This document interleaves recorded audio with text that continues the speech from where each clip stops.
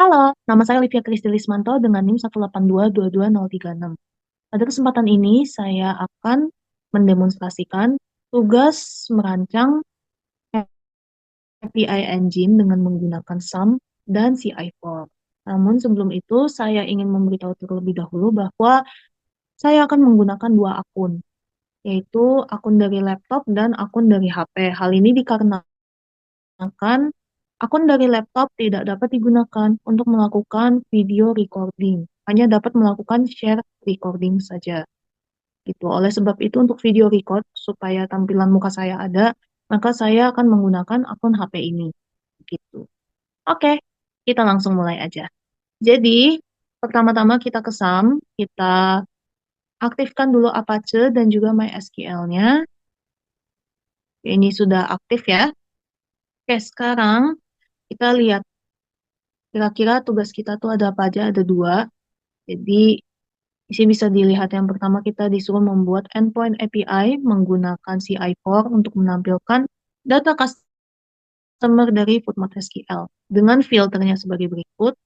Dan di sini ada query modelnya dan di sini ada keterangan limit 10 alias data yang ditampilkan hanya 10 saja. Lalu, untuk yang kedua disuruh membuat satu tabel berwarna bernama coba, lalu memiliki format sebagai berikut, ada ID dan juga ada value.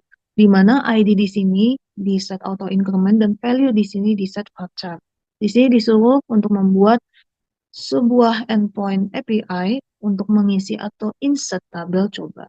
Oke, kita mulai dari nomor pertama terlebih dahulu. Jadi kita langsung masuk ke project kita. Di mana di project kita, pertama-tama kita set atau kita modifikasi di bagian controllers. Di sini ada customer controller query gitu. Jadi ini ada query-nya di mana nanti ketika kita menginput, inputnya ini akan dimasukkan ke query ini gitu untuk nanti dilangsungkan di dalam sistemnya, di dalam engine-nya yang nanti akan hasilnya itu ditampilkan ke kita. Habis dari controllers, kita ke models. Di models ini ada customer query.php ini. Nah, di sini ini nanti menyatakan gitu ya kalau project kita akan menggunakan tabel customer yang ada primary key-nya berupa ID serta ada fname, lname dan juga me yang akan digunakan dan boleh dimodifikasi di dalam project kita ini. Nah, selain itu juga akan ditambahkan roots. Oke, jadi di bagian roots-nya ini, nah, di sini ada ya, ada alamatnya, yaitu ada query API, habis itu ada any. Jadi ini nanti akan kelihatan lah gitu di alamat linknya ke localhost gitu. Ketika kita menambahkan ini itu akan forward ke project kita ini atau hasil gitu ya, hasil dari implementasi query tadi. Itu di mana any di sini adalah input dari kita untuk memfilter gitu, untuk memfilter tadi di tabel customer-nya mau berdasarkan apa. Itu berdasarkan query yang tadi udah diinput. Kita bisa langsung coba aja, namun sebelum itu kita aktifin dulu ya PHP. Oke, PHP Spark Serve. Ini. Oke, ini udah berhasil diaktifkan. Sekarang kita ke Postman dulu. Ya, jadi di Postman di sini udah ada. Aku udah buat. Ini ada query API ya. Dan ini alamatnya.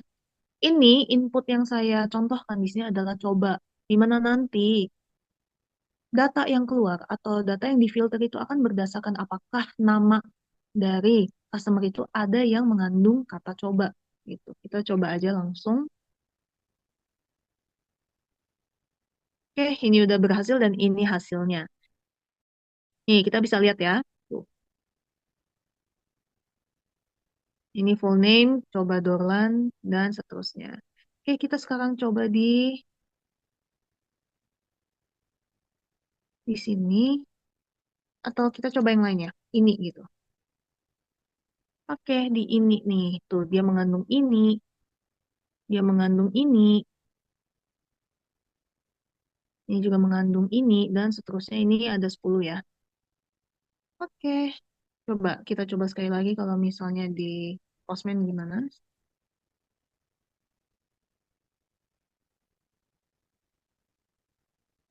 Nah ya, tuh.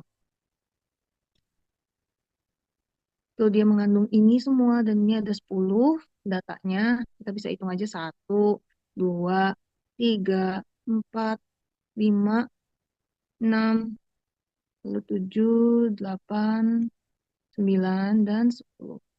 Ya. Jadi kita coba yang lain ya. Apa ya?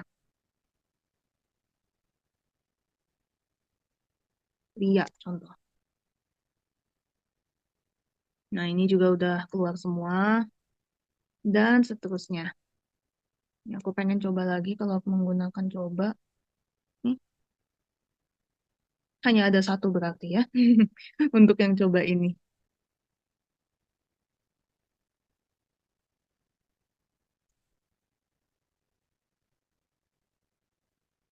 Tuh, hanya ada satu untuk coba. Oke, jadi sekarang kita lanjut. Untuk yang nomor 2, sekarang kita ke PHP My Admin dulu untuk membuat tabel coba. Oke, di sini saya udah membuat tabelnya. Dan ini sebenarnya udah ada datanya. Aku udah sempat demonstrasi juga. Namun kita coba aja ulang dari awal. Kita delete-deletein dulu datanya. Oke, sekarang setelah kita sudah meng-create tabel coba ini, create-nya itu bisa lewat SQL di sini. Itu nanti kita masukin aja SQL-nya gimana. Bisa juga dengan tabel new ini. Di set aja. Ini ID, lalu ini INT, ini jangan lupa di set auto incrementnya, dan ini value, lalu ini varchar. Ini lengthnya bebas lah, mungkin 50 ya umumnya. Kira-kira begitu, kita bisa langsung ke modifikasi di project. Jadi kita tambahkan dulu di bagian controllers. Jadi di controllers ada ditambahkan namanya coba controller.php ini. Dan ini isinya lagi-lagi ini meliputi query ya. Itu. Jadi input kita nanti akan dimasukkan ke query buat nanti mempengaruhi hasil yang akan dikirimkan ke user. Oke, jadi kita sekarang coba ke views. Oke, jadi di sini ada coba underscore form dot php.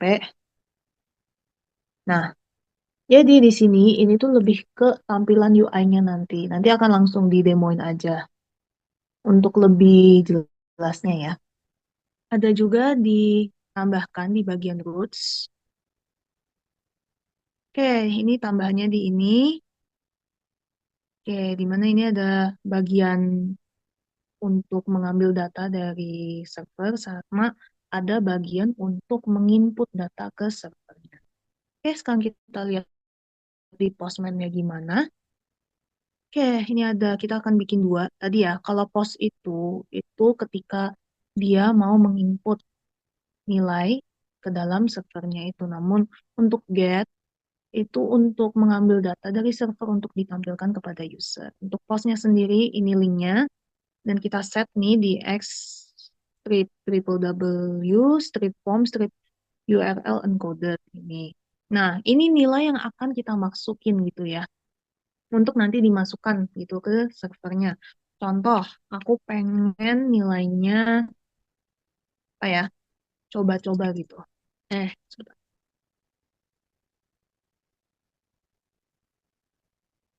Oke, ini kita coba send. Oke, ini statusnya udah berhasil ya. Sekarang kita lihat nih, apakah benar udah berhasil dia masuk ke dalam server, dalam database-nya ini. Oke, tuh berhasil. Coba-coba. Sekarang kita lihat tadi di tampilan UI-nya tuh kayak gimana. Tuh di tampilan UI-nya, kita refresh dulu. Tadi ini udah dihapus. Nah, oke tuh. Jadi udah berhasil ya nih. Udah tampak ada coba-coba ini. Oke, jadi sekarang kita udah masuk ke tampilan UI-nya ini. Aku coba masukin apa ya? Aku contoh. Nah, ini ya ada keterangan value added successfully. Nah, kita sekarang coba tunjukkan. Nah, itu kan dia ada ditambah lagi nih value aku. Ada satu lagi. Kan kita lihat di Postman ketika kita refresh atau send lagi gitu ya. Maka nanti akan ke refresh juga. Nah, seperti ini. Oke, sekarang kita lihat dari PHP My Admin-nya. Akan ke upgrade juga kok tadi tabel cobanya. Nih, kita lihat. Nah, kan udah berhasil. Jadi, sudah masuk kedua datanya ini. Begitu. Sudah, sampai situ aja demonstrasinya. Terima kasih telah menyaksikan.